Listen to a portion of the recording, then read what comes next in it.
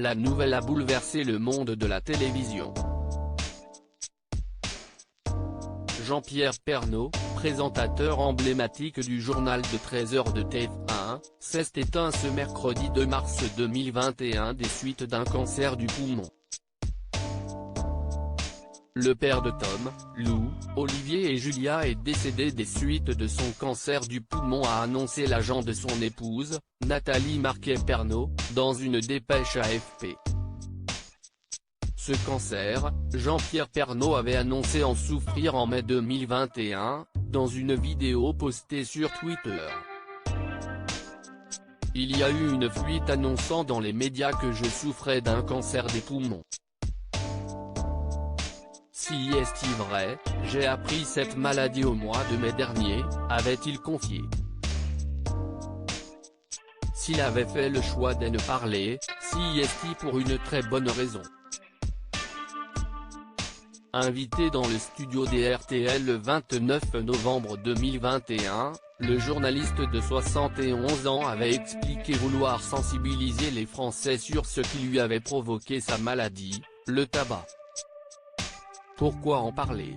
Je ne parle parce que ce cancer du poumon vient à 80% du tabac, avait-il déclaré.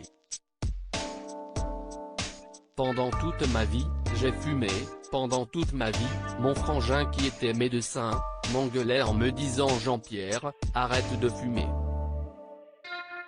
Tous les gens dans mon entourage professionnel, à TF1 et ailleurs. Jean-Pierre, arrête de fumer, si est-il pas raisonnable, mais non. Donc ça n'arrive qu'aux autres, je suis tombé dans le piège. Je n'aille pas arrêter de fumer et j'ai été con, tout simplement. Donc si ça peut inciter 2 personnes à arrêter de fumer, je suis content d'en parler.